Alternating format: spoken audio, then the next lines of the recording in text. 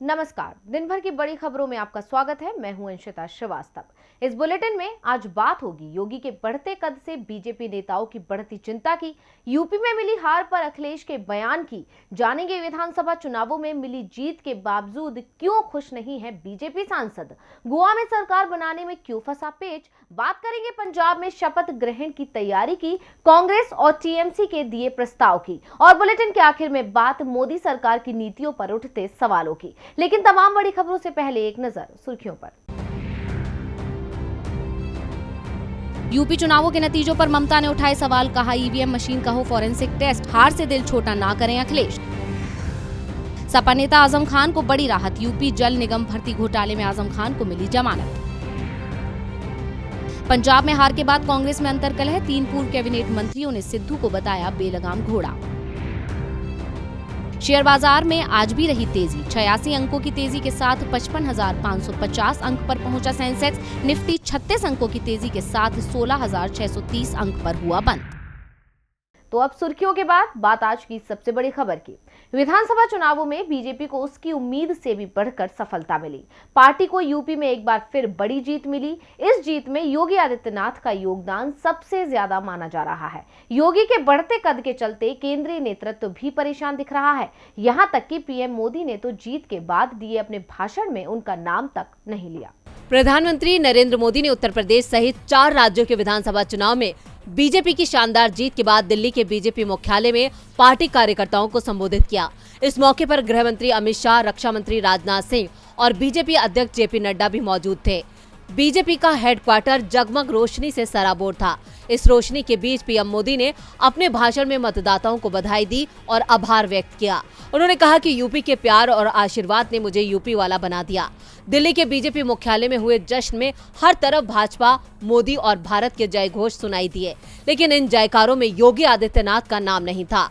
न ही बीजेपी कार्यकर्ताओं की ओर से योगी का नाम लिया गया और न ही पीएम मोदी ने अपने भाषण में योगी आदित्यनाथ का नाम लिया, जबकि यूपी का चुनाव योगी के चेहरे पर ही लड़ा गया था। तो क्या पीएम मोदी योगी की इस जीत को पार्टी और अपनी जीत बताकर योगी को अपने समकक्ष खड़ा होने से रोकना चाहते हैं?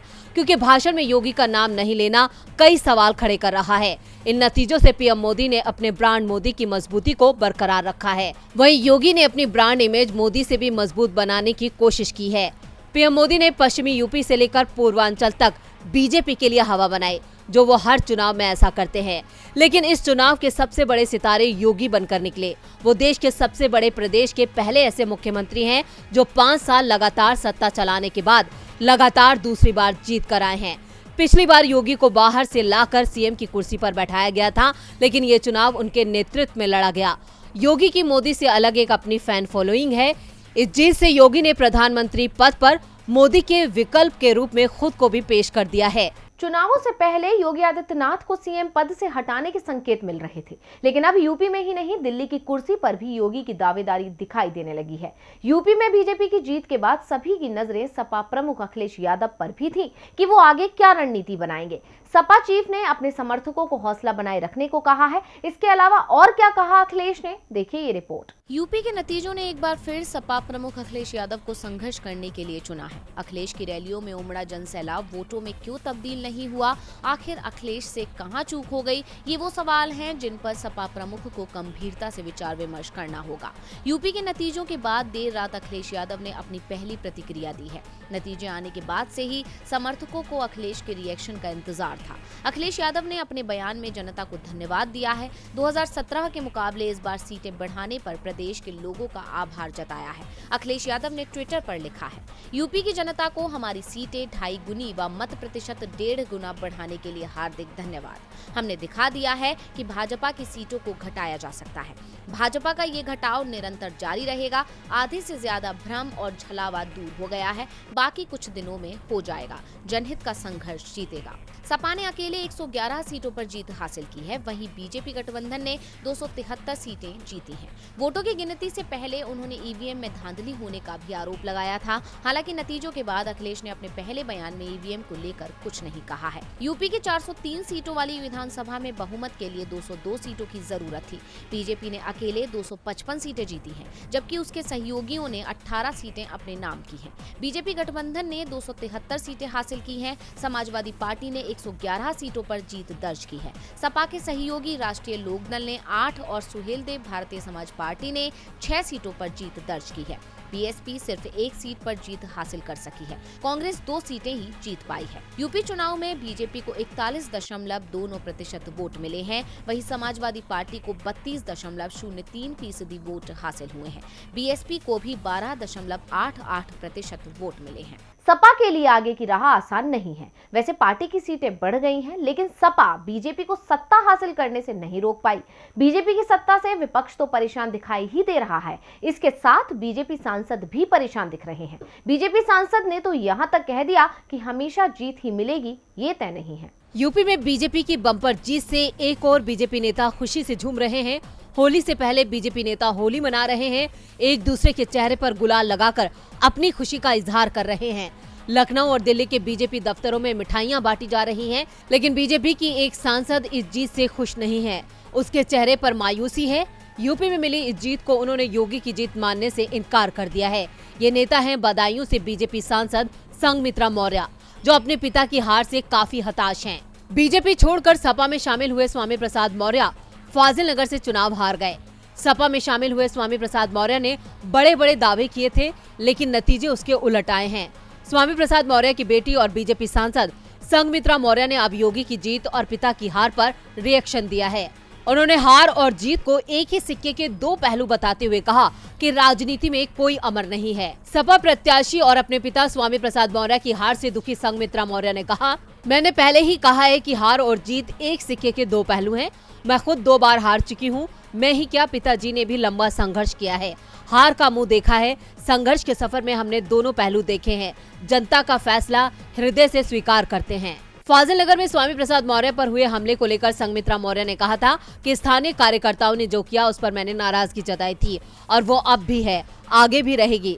संघमित्रा मौर्य ने हमले के वक्त पिता का साथ दिया था और जनता से बीजेपी को हराने के लिए कहा था। बीजेपी को यूपी के साथ 3 और राज्यों में जीत मिली है, लेकिन उत्तराखंड और गोवा में सीएम पद को लेकर पेच फंस गया है। गोवा में तो पार्टी को पूर्ण बहुमत भी नहीं मिल पाया है। ऐसे में ये तय नहीं हो पा रहा है कि प्रमोद सावंत अपनी कुर्सी बचा पाएंगे या नहीं। विधानसभा चुनावों में बीजेपी अपनी सत्ता को सभी 4 राज्यों में बचाने में कामयाब हो गई। हालांकि ये चुनाव बीजेपी के लिए बहुत बड़ी चुनौती माना जा रहा था, लेकिन बीजेपी ने मुश्किल परिस्थितियों में भी जीत हासिल कर ली। लेकिन जीत के बावजूद बीजेपी के लिए चुनौतियां कम नहीं हुई हैं, बल्कि अब आलाकमान के सामने दूसरी मुश्किलें खड़ी हो गई हैं, जिसके संकेत भी मिलने लगे हैं। जहाँ बीजेपी ने 2017 के मुकाबले अच्छा प्रदर्शन किया है और अकेले ही बहुमत से सरकार बनाई है, लेकिन गोवा में पार्टी के सामने इस खुशी के मौके में नई चुनौती खड़ी हो गई है और वो चुनौती है सीएम पद की। यानी अब आलाकमान के सामने सवाल ये है कि गोवा में सीएम की कुर्सी किसे सौंपी जाए। दरअसल दावा किया जा रहा है कि गोवा की स्थानीय भाजपा इकाई की पहली पसंद प्रमोद सावंत ही हैं, लेकिन बीजेपी का केंद्रीय नेतृत्व चुनाव के दौरान बनाई गई रणनीति को लेकर सावंत से नाराज दिखाई दे रहा है। पार्टी आलाकमान विश्वजीत राणे को मुख्यमंत्री पद की जिम्मेदारी सौंप सकती है। ऐसे में ये कहा जा सकता है कि इस बार इस रेस में 2 लोग दौड़ रहे हैं।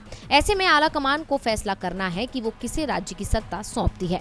भाजपा को इस चुनाव में कुल 20 सीटें मिली हैं। बहुमत से सिर्फ 1 कम है। पार्टी ने 3 निर्दलीय विधायकों के समर्थन का दावा किया है, जिससे बीजेपी बहुमत का आंकड़ा पार करती दिख रही है। ऐसे में पार्टी को बहुत फूंक फूंक कर कदम रखना पड़ेगा, क्योंकि पार्टी अपने एक गलत कदम से जीती हुई बाजी हार सकती है।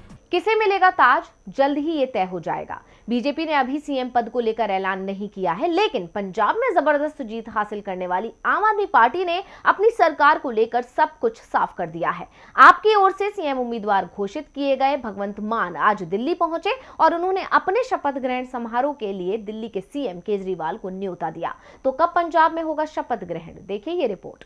2022 की शुरुआत में जिन 5 राज्यों में चुनाव हुए थे उनमें से 4 राज्यों में आम आदमी पार्टी ने अपने उम्मीदवार उतार कर दांव लगाया था, लेकिन उसे जीत मिली पंजाब में और प्रदेश में पार्टी को 117 में से 92 सीटें मिली। अब आपकी ओर से सरकार बनाने की कवायद शुरू हो गई है। लंबे समय से पंजाब की सत्ता पर अकाली दल और कांग्रेस का दबदबा रहा है, लेकिन इस बार पंजाब की जनता ने आम आदमी पार्टी पर भरोसा जताया है। ऐसे में अब राज्य को इंतजार है नए सीएम का।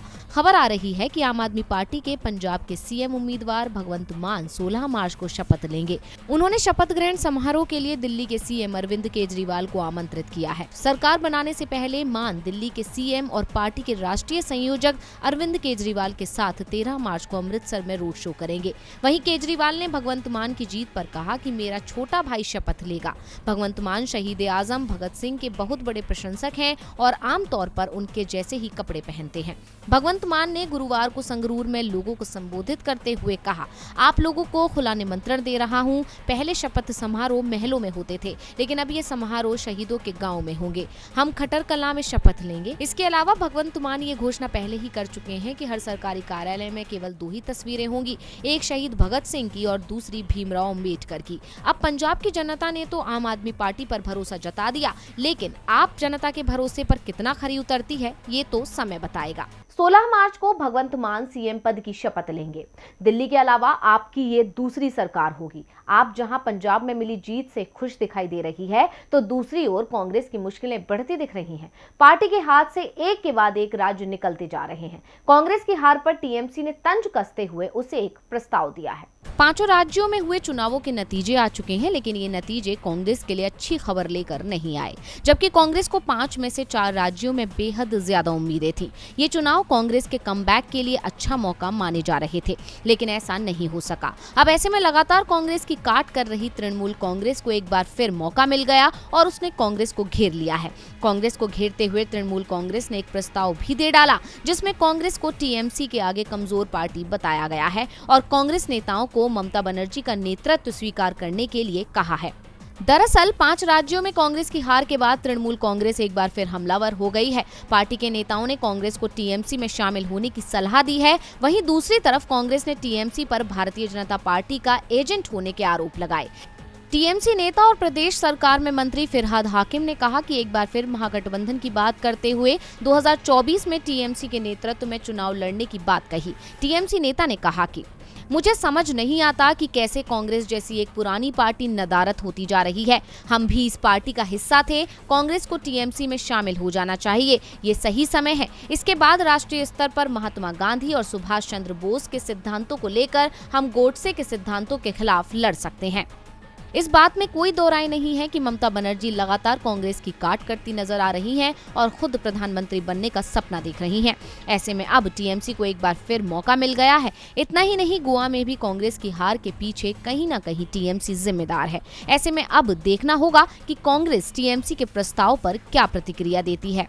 और बुलेटिन के आखिर में बात मोदी सरकार की नीतियों की। पीएम मोदी के फाइनेंशियल मैनेजमेंट की भले ही दुनिया भर में तारीफ हो रही है, लेकिन अंतर्राष्ट्रीय मुद्रा कोष की एमडी क्रिस्टीना जॉर्जीवा ने उनकी नीति को लेकर कुछ ऐसा बयान दे दिया जिससे साफ हो गया कि मोदी सरकार केवल उद्योगपतियों की है। वो निचले तबके पर ध्यान नहीं देते, जिससे आम जनता पर महंगाई का बोझ बढ़ता जा रहा है। तो किन किन नीतियों पर नाकाम हुई सरकार, देखिए इस रिपोर्ट में। विपक्ष अक्सर मोदी सरकार पर आरोप लगाता है कि देश में लगातार बढ़ती महंगाई के लिए मोदी सरकार जिम्मेदार है। केंद्र की विफलताओं की वजह से आम जनता को महंगाई का बोझ उठाना पड़ रहा है। कांग्रेस तो ये भी कहती है कि मोदी सरकार केवल उद्योगपतियों की है। विपक्ष के इन तीखे आरोपों से भी सरकार को कोई फर्क नहीं पड़ता। लेकिन अब अंतर्राष्ट्रीय मुद्रा कोष की एमडी क्रिस्टीना जॉर्जीवा ने भी मोदी सरकार की नीतियों को नाकाम बताया है। उन्होंने कहा कि भारत को हमारी सलाह है कि सबसे पहले ऐसे तबके पर ध्यान देना चाहिए जो सबसे ज्यादा जरूरतमंद है। अभी सिर्फ एनर्जी के दाम ही नहीं बढ़ रहे, बल्कि फूड प्राइस भी ऊपर जा रहे हैं। ऐसे में देश के उन लोगों को बचाना सबसे ज्यादा जरूरी है जिन्हें अपना पेट भरने और परिवार चलाने के लिए मशक्कत करनी पड़ रही है। इतना ही नहीं, आईएमएफ प्रमुख ने कहा कि भारत को अपनी मौद्रिक नीतियों में भी जरूरत के हिसाब से बदलाव करना होगा। मोदी सरकार चाहे तो अपने राजकोषीय घाटे के लक्ष्य में संशोधन कर सकती है, लेकिन उसे समाज के जरूरतमंद तबके के लिए अपना खजाना खोलना ही होगा। इसी के साथ ही उन्होंने भारत में बढ़ती महंगाई पर चिंता जताई। क्रिस्टीना ने कहा कि भारतीय अर्थव्यवस्था कोविड-19 महामारी के प्रभाव से उबर कर तेज सुधार की तरफ है, लेकिन भारत की राह में एनर्जी की बढ़ती कीमतें रोड़े अटका सकती हैं। मौजूदा सरकार को ग्लोबल मार्केट के इस संकट से निकलने का रास्ता खोजना होगा। वहीं IMF की पहली डिप्टी MD गीता गोपीनाथ ने भी एनर्जी संकट को भारत के लिए सबसे बड़ा जोखिम बताया है। उन्होंने कहा कि भारत अपनी जरूरत की ज्यादातर एनर्जी आयात करता है, इसलिए ग्लोबल मार्केट में बढ़ती कीमतों का उस पर ज्यादा असर हो रहा है। मोदी सरकार को इसका समाधान जल्द ही ढूंढना होगा। अब अंतर्राष्ट्रीय मुद्रा कोष की MD का बयान भी विपक्ष के आरोपों को सही साबित करता हुआ नजर आ रहा है, क्योंकि जैसे कांग्रेस सांसद राहुल गांधी लगातार कहते हैं कि सरकार को गरीबों की सुननी चाहिए, वैसे ही आज जॉर्जिवा ने भी सरकार को सलाह दी। अब देखना होगा कि सरकार उस पर कितना अमल करती है। तो आज इस बुलेटिन में बस इतना ही। देखते रहिए DV लाइव। नमस्कार।